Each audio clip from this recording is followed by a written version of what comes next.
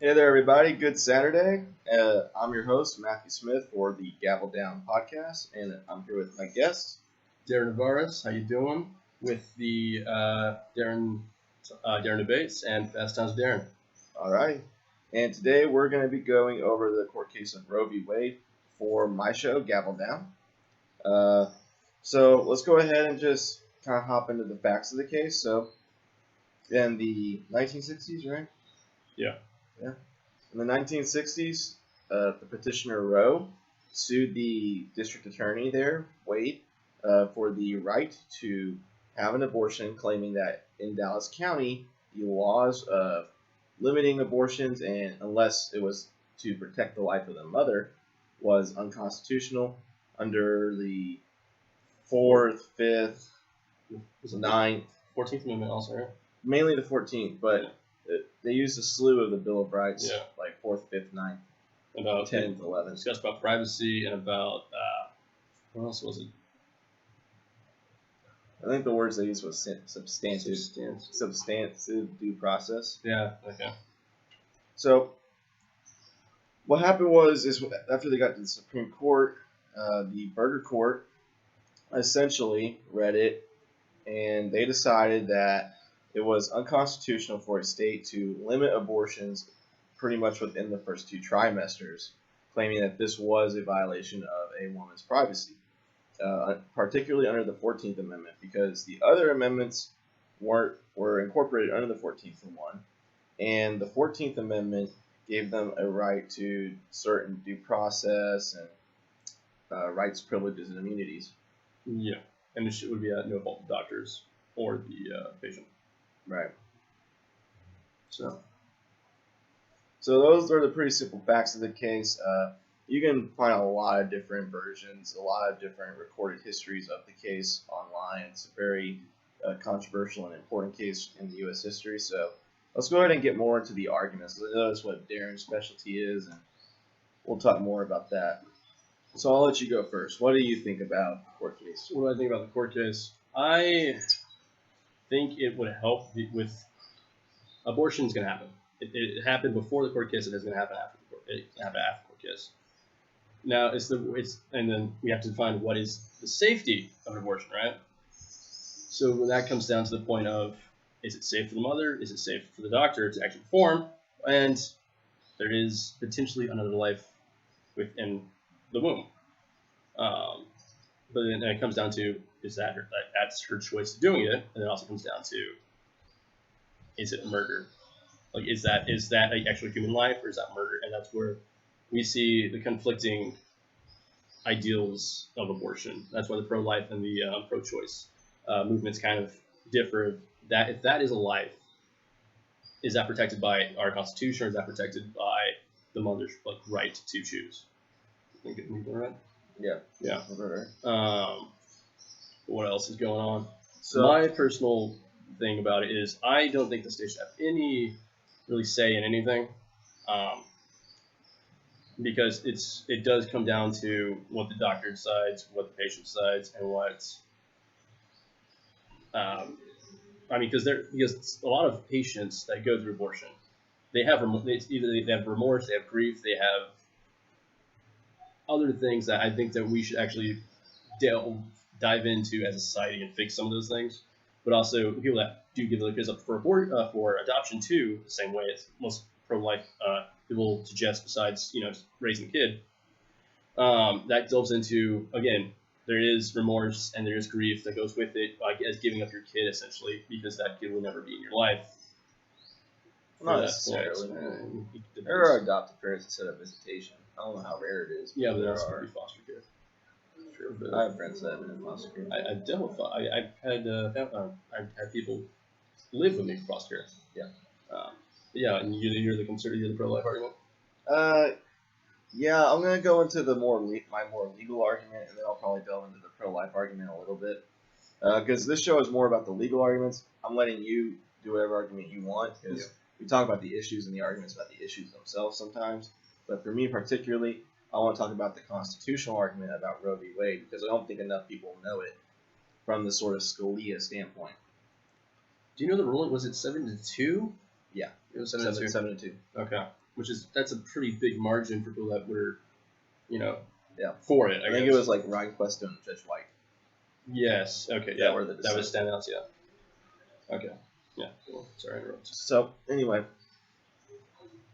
so as for the my constitutional argument is fairly simple. Okay, so the idea that there is a substantive due process, right? That there Yeah. are certain rights and privileges that, whether they're mentioned in the Constitution or not, are so inherent that there's no amount of due process that can, take away those rights or really define those rights. I don't think that's really true. Unless they're listed in the Constitution already, or we list them through an amendment. If there was an amendment that said abortion should be legal, then it's a moot point. But General welfare of the people. Hmm? General welfare of the people. That's in the preamble, but general welfare can mean a lot of different things. does. What I think is the best rule in general for a more happy society, a society that's more satisfied with this, is we leave it up to the states like it was before Roe v. Wade. I think Roe v. Wade took it out of the hands of the democratic process, because before Roe v. Wade, there were states that had abortions and there were states that didn't have abortions. And it's not hard to go to a different state. It's really not. So this idea that Texas or that Georgia or that South Carolina, who majority are pro-life, have to allow abortions in their state, I don't think that's right. I don't think that's due process at all. I think that's the federal government cramming down on states' rights.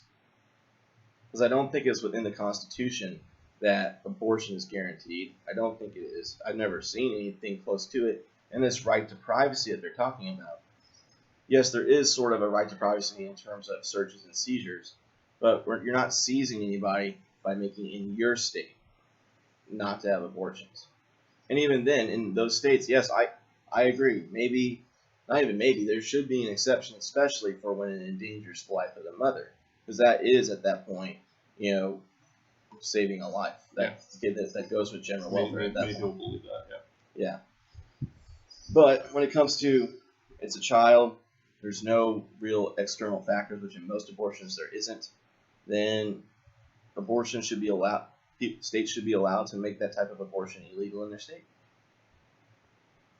And they should also be allowed to have it legal in their state on the constitutional argument. Now, on the pro-life argument, which I believe in, I've heard someone once say they have the same stance as me, but they count this as pro-choice, actually. But essentially, I believe that unless it is endangering the life of the mother, or it's usually a case of rape, I go back and forth on that one, because my thing is the life of a child who is the product of rape any less valuable than the average child? Yeah. Because it's not their fault.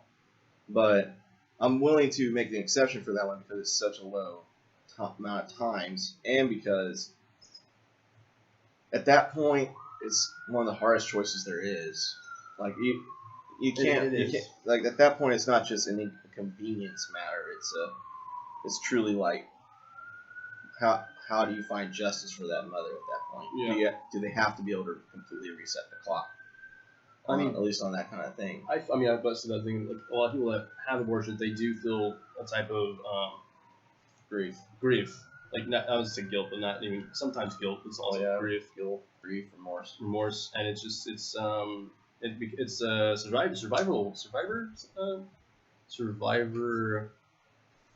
survivor's guilt. That's what it's called. Yeah, I think so. Where it's just like I survived, like the child didn't, and I think we do need to explain this a lot more, like in depth as like a society. We need to have consultations and stuff like that to actually promote what the risks are with everything else. Does Planned Parenthood do that well? I'll be honest, no, probably not. No, I think most people hate Planned Parenthood at this point. I mean, it doesn't matter what you think about abortion. Planned Parenthood takes government money to do a service that a lot of people in the country don't like. And that goes against both libertarian argument like yours and conservatives like mine. Which again, some people also do like it eventually because it's if you pay for it, you can do it, right? And also if you but it's still not free. Oh yeah. But I think it's kind of a scam, honestly. I think they've tricked the people into thinking that there's some kind of charity when they're not. I mean, they're not charity though. Yeah, but they're a 501c3. That's true, but yeah, I mean, And when they turn a profit, they talk about how they sell body parts for profit, for research. like stem cells. Mm-hmm. That's what I mean.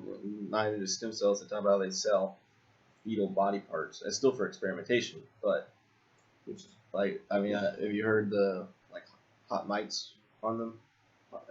Yes, which is, I'm not gonna lie, It's pretty bad. could be no. I mean, I'll say it could be a little dubious. Yeah. Yeah, but yeah, where's the one go with this? We talked about the arguments. I mean, and then also the big pro-choice thing would be have abortion for most people.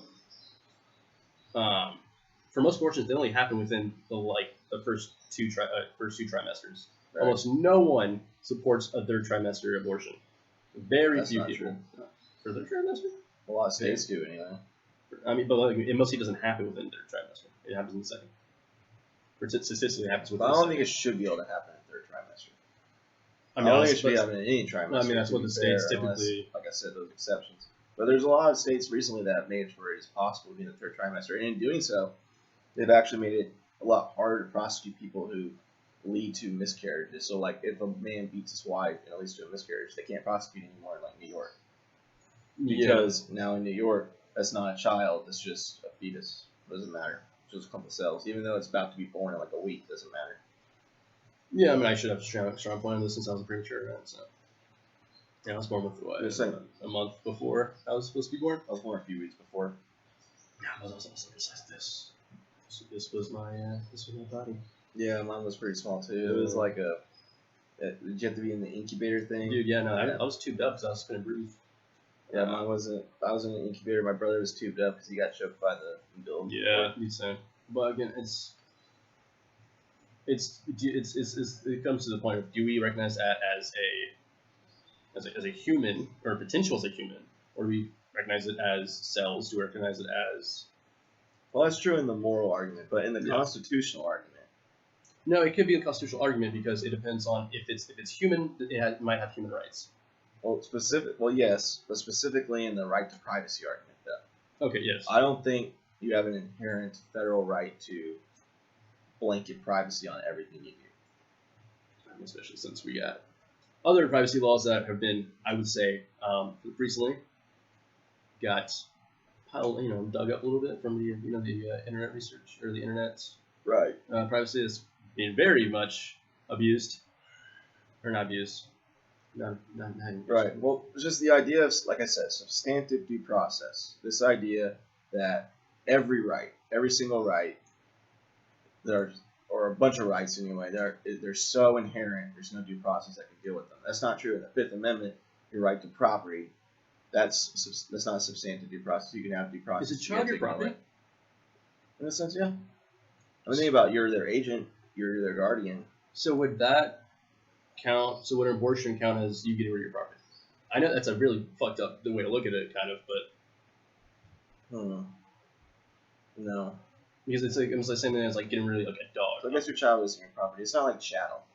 Even though the childs don't have rights, not really. Children don't have. They don't have rights. They don't have extensive rights. Do they? Again, that's good. It comes to the point of, does something that's not yet born yet have rights, or even the same rights as someone that's born yet? They have rights just by being human. So yeah, I guess you were right. Children do have a right to life, in that sense. But that's if you want to make the argument that the federal government should ban abortion, which I don't really want to. Like, I don't see the point in that, because the problem is I don't think this issue was really put in the Constitution, not even the 14th Amendment. I don't think it was decided in there.